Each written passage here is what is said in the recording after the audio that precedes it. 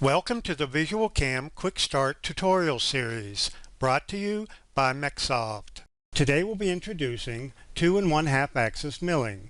Before viewing this video, it is recommended that you first take a moment to complete the Mill Quick Start tutorial. You can find it, among other resources, located on the Learning dialog. From the VisualCAD home ribbon bar, drop down the VisualCAM menu and pick Learning to display the dialog. The Mill Quick Start tutorial is available in PDF document format. A video version of this document is also available from the MecSoft.com website.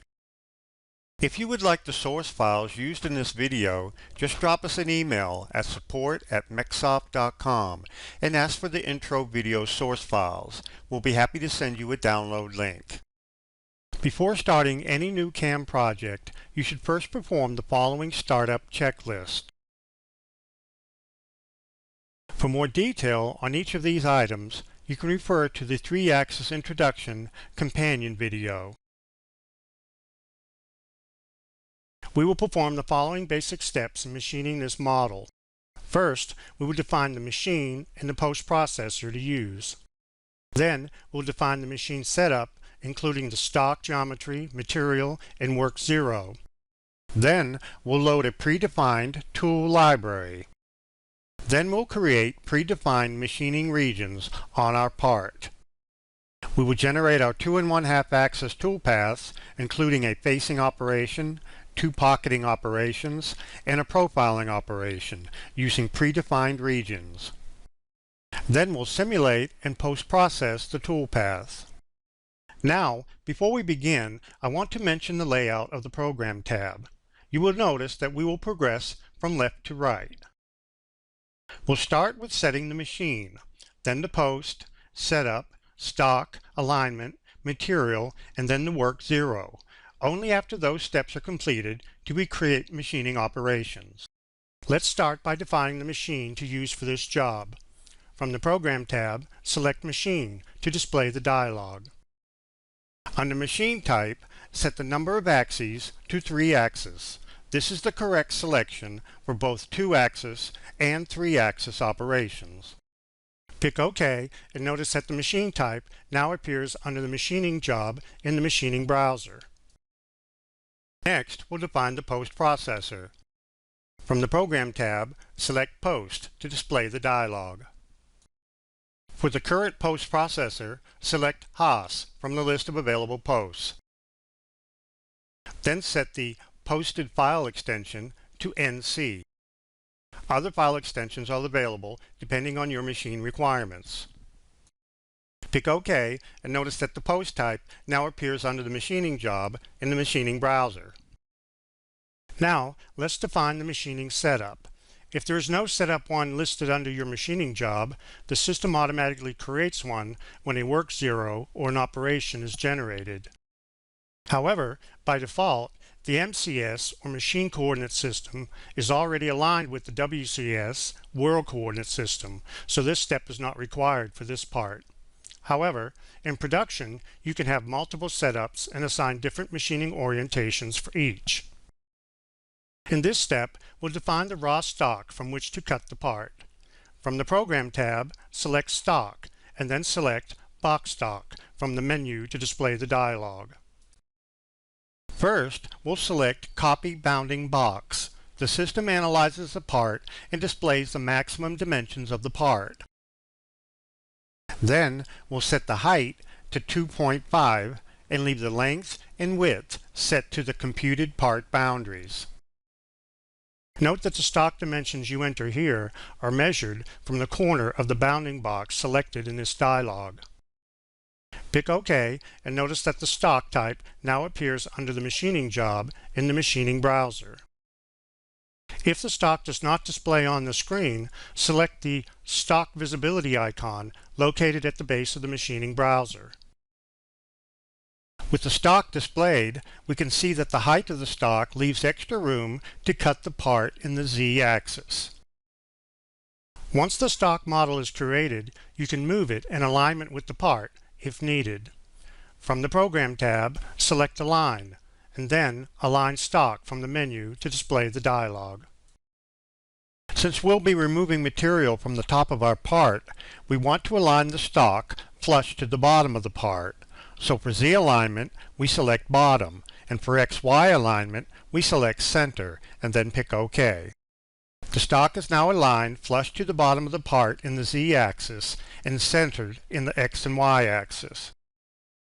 Next, we'll set the material for the stock geometry. From the Program tab, select Material to display the dialog.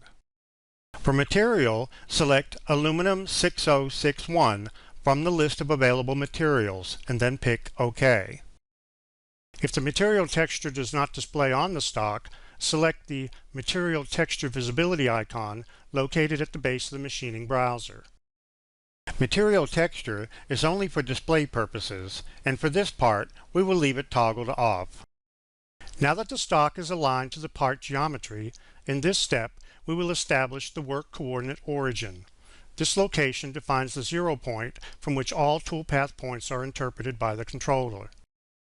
From the Program tab, select Align, and then Set World CS. Then select Set to Stock Box. Then set 0 face to highest Z and 0 position to southwest corner. This sets the machine home to the top of the stock material and the southwest corner of the stock geometry. Pick OK, and the part and stock geometry are now transformed to the World Coordinate Origin, or WCS. Alternatively, you can use Work 0 to set the Work Coordinate Origin. Instead of moving the part and stock to the WCS origin, this moves the Machine Coordinate System origin to the specified location. To save time, we will load a predefined tool library. From the Tools tab in the Machining Objects browser, select Load Tool Library to display the File Open dialog. We'll select the predefined tool library named 2-Axis Introduction Tutorial.vkbig that we have located in the default data folder, and then pick Open. If you would like the source files used in this video, just drop us an email at support@mecsoft.com and ask for the intro video source files. We'll be happy to send you a download link. The message says that 2 tools were added, and we see that a 3/4 inch flat mill and a 1/4 inch flat mill appear in the Machining Objects browser. If you double-click on one of the tools, you see it displays the Create Edit Tools dialog with its dimensions and speeds and feeds parameters already defined. We will be using the 3/4 inch flat mill for our facing and pocketing operations, and the 1/4 inch flat mill for our profiling operation. To save time, you can create predefined machining regions on your part and then use them as needed when creating your machining operations. For this part, we will create 1 predefined region for our facing operation and 2 predefined regions for our 2 pocketing operations. From the Machining Objects browser, select the Regions tab and then pick the Flat Area Selection Filters icon to display the dialog. Check the box next to Ignore All Inner Regions and uncheck all the other options. When checked, only the outer region of a selected flat area will be defined by the region. Now pick OK to continue. Now pick the Select Flat Areas icon. You will notice that the command line prompt tells you to select a flat area for a machining region. We will pick the top face of the part and then right-click or press Enter. This creates a flat area region around the top outside edge of the part. Because we checked the box to ignore all inner regions, only the outer profile was used, and that's what we want. In the Machining Objects browser, you see that a new machining region set was created automatically, and that Flat Area Region 1 was created, added to the set, and then selected. It is also highlighted on the part. Now we'll create another region. Pick the Select Flat Areas icon again. This time, select the pocket face that resides just below the top face, as shown here, and then right-click or press Enter. This creates a second region, and you see that Flat Area Region 2 was created and added just below Flat Area Region 1. It is also highlighted and selected. Now, for the third region, we want to change our selection filter. Pick the Flat Area Selection Filters icon again. From the dialog, uncheck Ignore All Inner Regions, and then check the box next to Ignore Outermost Region, and then pick OK. As the filter suggests, this will ignore the outermost region on the selected flat area. Now, pick the Select Flat Areas icon again, and then select the same face we picked last time, and then right-click or press Enter. You see that with the selection filter changed, selecting the same face creates a region that ignores the outer profile. We see that Flat Area Region 3 was created and added to the set. Now if you select each flat area region from the set, each will highlight on the part. You should note that the actual number value at the end of each region automatically increases incrementally depending on your currently active session, so the numbers you see may differ. With our flat area regions created, we can move on to create our facing and pocketing operations. Now change back to the Tools tab. Now we're ready to create our 2 1/2 axis facing operation. From the Program tab, select 2 axis and then Facing from the menu of 2 axis operations. This will display the 2 1/2 axis facing operations dialog. By default, the Control Geometry tab is displayed first, allowing you to define part and/or avoid regions. We'll select the Part Regions tab because we want to contain the facing toolpath to the top profile of the part. To save time, in this part, we have already predefined several machining regions. To select one of our predefined regions, we pick the Select Predefined button from the dialog. This displays the Select Predefined Machining Regions dialog. You can see that under the Machining Regions folder, we have one machining region set that contains 3 flat area regions. Selecting a region from the tree will highlight it on the graphic screen. For our facing operation, we want Flat Area Region 1, so we will select it and pick OK. We see that Flat Area Region 1 was added to the Drive Region section of the Control Geometry tab. Now we switch to the Tool tab of the dialog and select the Flat Mill 3/4 inch tool from the list of available tools. Note that the tool parameters of the currently active tool are always displayed in the status bar at the bottom of the Machining Objects browser. Now switch to the Feeds and Speeds tab. Select the Load From Tool button. VisualCAM will retrieve the feeds and speeds parameters that were set when the tool was defined and associate them with the current operation. Next, we'll switch to the Clearance Plane tab. Set the clearance plane definition to Automatic and the Cut Transfer method to Clearance Plane. In the Automatic mode, VisualCAM will determine a safe Z height for locating the clearance plane. Setting the Cut Transfer method to Clearance Plane will force all transfer moves to be performed in this predetermined clearance plane. This dialog is active, the clearance plane is shown on the graphic screen. Now switch to the Roughing tab to control the cutting.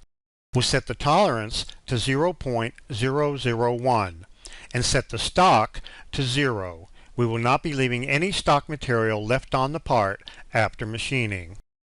Now we'll select Island Offset Cuts as the cutting method.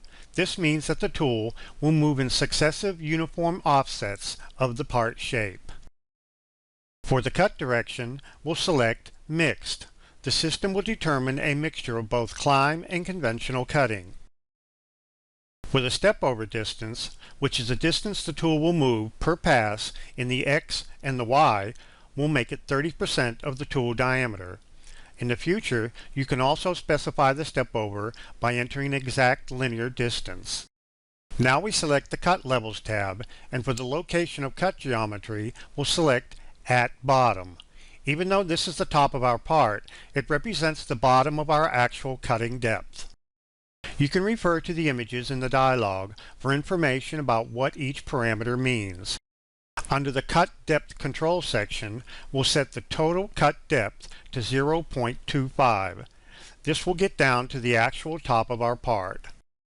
Now you will see two fields below this, one called Rough Depth and the other called Finish Depth, and then also a slider. These values allow you to split your total cut depth into a rough and a finished depth.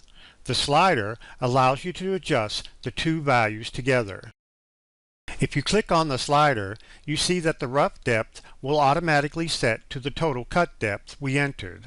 If you move the slider, you see that it can be used to automatically split the rough and finished depth values. You can, of course, override the slider by entering values directly into the fields provided. These additional two sliders below it allow you to control the depth per cut for both the rough and the finished depths. Together, these parameters and sliders offer precise control over your cut levels. For this operation, we want just one pass, so we will set the total cut depth and the rough depth per cut each to 0.25. Under Cut Levels Ordering, we'll select Depth First. Again, the images on each tab of the dialog help explain what each parameter means. Now we'll pick Generate to calculate the toolpath and display it on the graphic screen. Note that the display of the toolpath in the graphic screen can be turned on and off by selecting the toolpath visibility icon located at the base of the machining browser. The new toolpath can now be simulated to display the in-process stock model. Switch to the Simulate tab at the top of the machining browser. First, we'll select the Part Visibility icon from the base of the machining browser to toggle the part visibility off during simulations. Select Preferences and then set the simulation model to polygonal and the simulation accuracy to fine, and then pick OK. Under Preferences, uncheck Simulate by Moves and adjust the slider to set the simulation speed. Now select the 2 1/2 axis facing operation you just created and then pick Play to run the simulation. If you don't want to wait for the entire toolpath, you can select Pause and then To End to calculate and display the entire toolpath simulation. Then we can select the toolpath visibility icon from the base of the machining browser to turn off the toolpath and see the in-process stock model. With the facing operation complete, we will now program our two pocketing operations. In 2 1/2 axis pocketing, geometry regions on your part are used to control the X and Y extents of the toolpath, and all sidewalls are considered vertical. You need to understand that if the sidewalls on your part are tapered, you may need to use 3-axis operations instead. From the Program tab, select 2-axis and then Pocketing from the menu of 2-axis operations. This will display the 2 1/2 axis pocketing operations dialog. From the Control Geometry tab, select the Part Regions tab and then pick the Select Predefined Regions button. We will select Flat Area Region 2 for the first pocket and then we'll pick OK to continue. We see that Flat Area Region 2 was added to the Drive Regions section of the Control Geometry tab. Next we'll go to the Tool tab and again select the Flat Mill 3/4 inch tool from the list. Next we'll select the Cut Parameters tab and set the tolerance to 0.001 and the stock to 0, cutting the pocket to its finished length and width. For the cut pattern, we'll select Offset. This will create a toolpath with successive offsets of the control geometry. For climb direction, we'll select Mixed, and for start point, we'll select Inside. For the step over distance, we'll make it 50% of the tool diameter. With the offset cut pattern, you have this additional option called Cleanup Pass, and we'll check it. The system will automatically detect if there were any corners in the pocket that the tool could not reach between passes, and if so, it will create an additional pass to clean them up.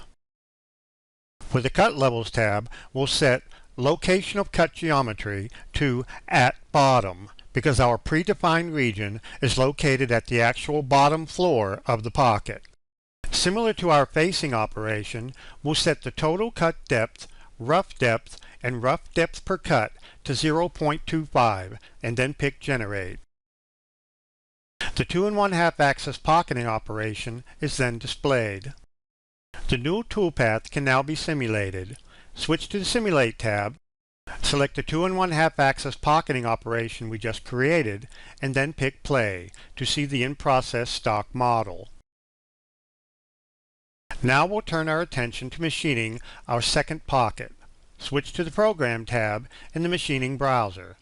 Select the 2 1/2 axis pocket operation we just created. Right-click on the selected operation and select Copy. Now right-click again and select Paste. This creates a copy of the operation and places it below the original in the Machining browser. Now right-click on the second operation and pick Edit to adjust its parameters. First, we'll pick Remove All under the Control Geometry tab.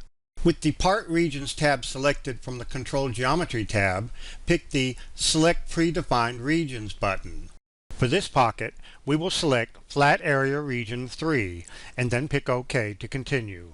We see that Flat Area Region 3 was added to the Drive Region section of the Control Geometry tab. If you look at the part, you will see that this pocket contains an island in the center.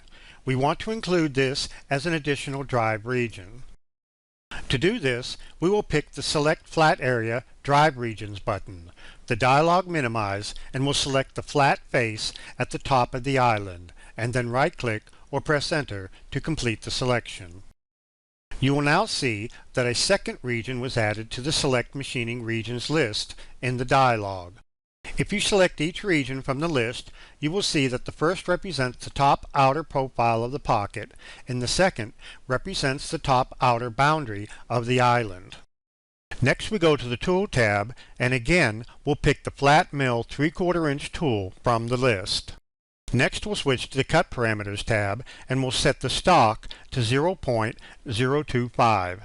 In 2 1/2 axis pocketing, stock only refers to the material that is left on the sidewalls.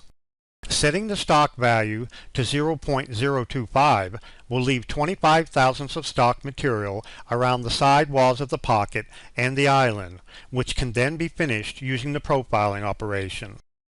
We'll leave the remaining settings on this tab to match our first pocket. Now we'll switch to the Cut Levels tab. We mentioned that the stock value on the Cut Parameters tab applies to the sidewalls of the pocket. The Cut Levels tab applies to the Z-level cutting and the floor of the pocket. We'll start by setting the location of cut geometry to At Top. This is because the predefined region we selected represents the top of our pocket. For the total cut depth, we will select the Pick button. The dialog minimizes and allows us to select 2 points to define the total cut depth. From the status bar, we will activate the Endpoint Snap and then deactivate all other snaps. Now we'll select 2 endpoints. The first endpoint can be anywhere on the top perimeter of the pocket, and the second endpoint can be anywhere on the bottom perimeter of the pocket.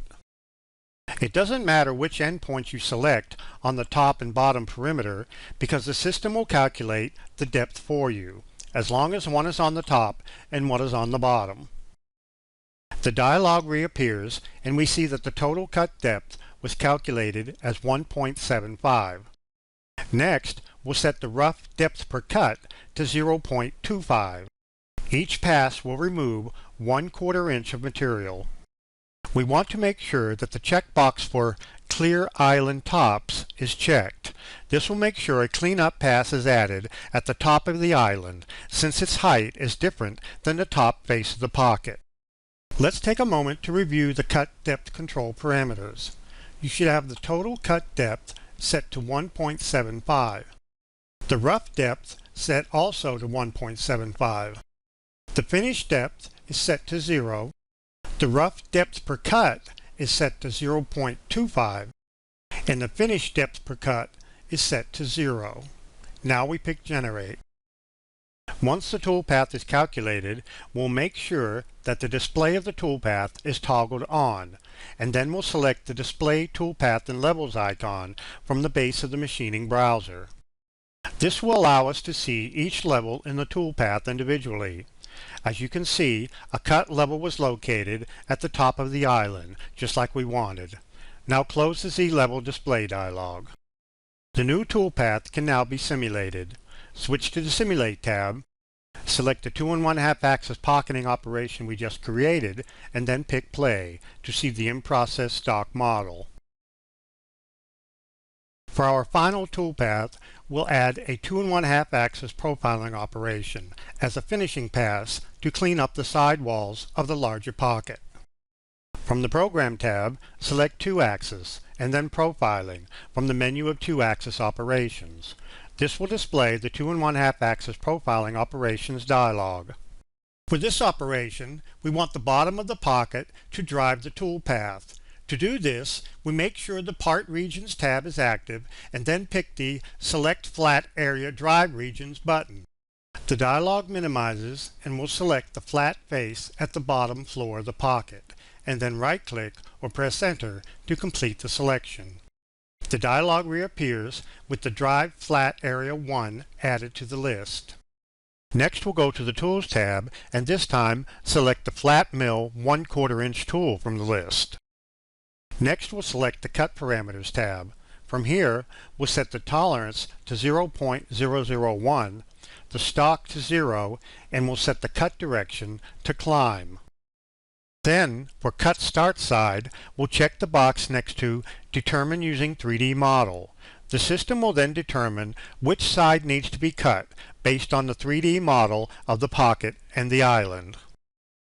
We need no step-over control since it is only making one pass.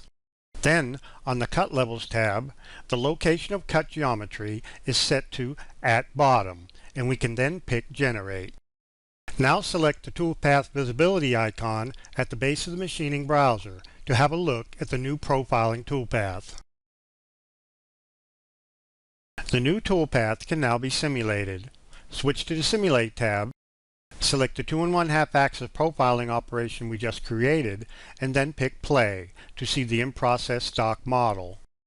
To see all of our toolpaths simulated together, select Setup 1 and then pick Play.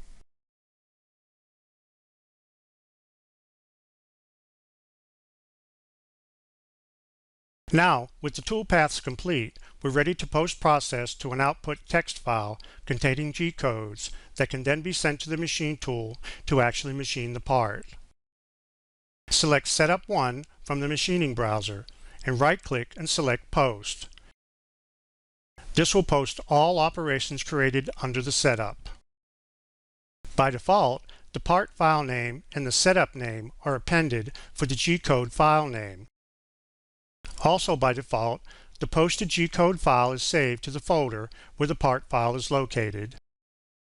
Now pick Post and the G-code file is displayed in Notepad where it can be viewed or edited manually.